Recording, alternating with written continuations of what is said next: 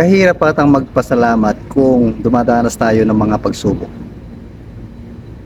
Napakahirap atang magpasalamat kung kulang tayo ng ating mga hinihiling. Napakahirap atang magpasalamat kung nawalan ka ng pamilya, nawalan ka ng ama, nawalan ka ng nanay, nawalan ka ng mahal sa buhay. Napakahirap atang magpasalamat kung wala man lang makain sa hapagkainan. Napakahirap atang magpasalamat kung hindi ka makapaghanap ng trabaho. Hirap magpasalamat kung iba't iba at sari-saring pagsubok ang dumarating sa iyo. Ano nga ba ang itinuturo ng banal na kasulatan ng ating Panginoon Diyos patungkol sa pagpapasalamat? Sabi nga dito, learn to live yourself in thanksgiving. Mga kapatid, wala tayong ibang asahan kundi ang salita ng Diyos, at ito'y makapagbibigay sa atin ng kapanatagan sa lahat ng ating mga alalahanin sa buhay. Alam natin na tayo'y batbat ng hirap at dusa sa lupang ito, at hindi tayo free sa anumang mga nagaganap, ay mas lalo namang nalalapit na ang pagdating ng ating Panginoon Diyos. At ito'y may kaakibat na iba't ibang mga pagsubok ang darating sa ating kahirapan, pagdurusa, at iba pa na mararanasan natin ayon sa hula at prediction sa Revelation. Kaya hanggat may panahon ay tayo ay dapat mamutawi sa ating mga puso at ating isipan ang salitang pasasalamat, at ito ang siyang magbibigay sa atin ng kapayapaan sa kabila ng magulong sanlibutan.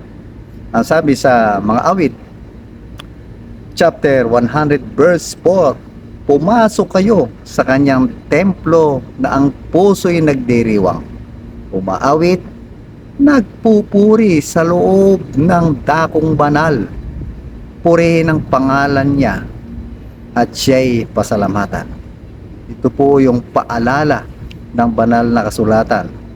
Sa kabila ng ating mga pagsubok, kailangan natin at huwag nating kakalimutan na pumunta o sumama sa pag-worship, pagdakila sa kanyang templo. At kailangan ng puso natin nagdiriwang. I-set aside muna natin ang mga pagsubok at problema. Ilayo mo muna natin sa ating mga sarili ito, at umawit, sumama tayo umawit, magdiwang at magpuri sa kanyang kabanal-banalang na kalooban. Purihin ang kanyang pangalan at pasalamatan. Mga kapatid, minsan napaka espesyal o talaga naman ang salitang pasasalamat ay minsan hirap nating bitawan sa ating mga labi. Ibig sabihin, nanggagaling sa puso natin ay lalong higit kung ikaw ay batbat ng hirap at batbat ng mga pagsubok. Sa kabila nito, pag naranasan mo ang salitang pasasalamat at naibigay mo ito sa kapwa at sa Diyos, mga kapatid, pagkakalooban ka ng Panginoon ng kakaibang espiritu na nagmumula sa Kanya. Kaya hindi po dapat natin i-entertain o hindi po natin dapat na laging isipin ang pagsubok sa mga buhay natin. At ito ang siyang magpapababa sa antas ng ating espiritual na pagkilala sa ating Panginoon Diyos. Ano po ang benefits nito? Ang pasasalamat ay nagdudulot na ganap na paglaya. Isipin nyo mga kapatid, mga magulang. Kapag ikay nagsalita ng pasasalamat sa tao o sa Diyos, ito rin po'y ganap na paglaya. Bakit? Kung halimbawa, ang kapatid mo o ang kapwa mo ay nagkaroon sa iyo ng pagkakasala. Although na pinatawad mo siya, pero yung salitang pasasalamat ay napakahalaga. Bakit? Salamat sa iyo kapatid, dahil sa paglapit mo sa akin, pinatawad kita. Naibsan ang aking damdamin. Di ba? May magre-release ito ng isang kapangyarihan. Dahil sa salitang pasasalamat, may ibibigay sa iyo ang Diyos na kakaiba na hindi ibinibigay ng sanlibutan. So, yung paglaya natin sa isang pagkakulong natin sa isang malagim na kasalanan ay makapagdudulot ito ng kagalingan. Kaya kung may nararamdaman ka po, mga kapatid, mga magulang, isa rin po ang susi ang salitang pasasalamat ito upang palayain tayo sa ating mga sakit, sa ating mga alalahanin at iniisip. Ay napakahalaga ang salitang pasasalamat.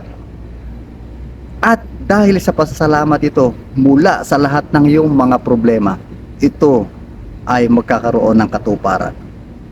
Kasi, sipin nyo mga kapatid, sa isang word na ito ay makapangyarihan, lalong higit kung ito ilalakipan mo ng spiritual meaning. Spiritual meaning, ito may kaugnayan na sa ating Panginoon Diyos.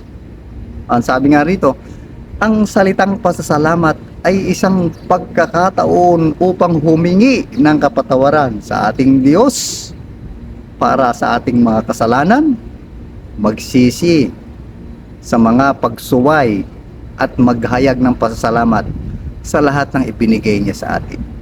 Kung minsan nakikita at tinatakpan ng ating mga mata sa mga bagay na nakapaglalayo sa atin tao sa Diyos, at ito ang nagiging dahilan kung bakit kumisan ang isipan natin ay nababalutan na ng mga material na bagay. Kaya ngayon, itong mga material na bagay nito siyang nagpapababa sa atin bilang isang tunay na Kristiyano. Nakakalimutan na natin ang salitang pasasalamat dahil ang Panginoon Diyos ang nagbigay sa atin ng buhay. Alin po ang buhay? Tayo po ay dating makasalanan. Dahil tinubos tayo ng ating Panginoon Diyos, ito po yung pagkakataon natin upang ipagpasalamat natin na tayo kanyang niligtas. At dahil sa pagsunod natin, binigyan tayo ng katiyakan at sasamahan tayo ng ating Panginoon Diyos. At sa pagsisisi natin, sa pagsuway sa kanyang mga kalooban, ay ito'y nagbibigay sa atin ng ibayong kagalakan. Kaya nga po, lagi tinuturo ng Panginoon Diyos yung salitang pasasalamat. Maging sa iyong kapwa, sa maliit na bagay, i-appreciate natin kung ano nagawa po niya para sa iyo. Magpasalamat ka po. Iba ang maidudulot nito. Kaya lagi nating kasama sa buhay natin ang salitang pasasalamat. Kaya nga sabi nga po natin, matutong mamuhay ng may pasasalamat, hindi anang galit sa puso. Dahil ang galit ay siyang malaking kasalanan, dahil pag pinagtagal mo ang galit, puot na po ang tawag doon. Diyan po nagugat ang lahat ng uri ng kasamaan hanggang sa hindi ka na makapagsalita ng salitang pasasalamat. Ano ang lesson po natin? Ang pasasalamat sa Diyos ay ang pagsunod sa Diyos. Inuulit ko po, ang pasasalamat sa Diyos ay ang pagsunod sa Diyos. Sa pangalan ng Ama, ng Anak, Banal na Espiritu Santo. Amen at Amen.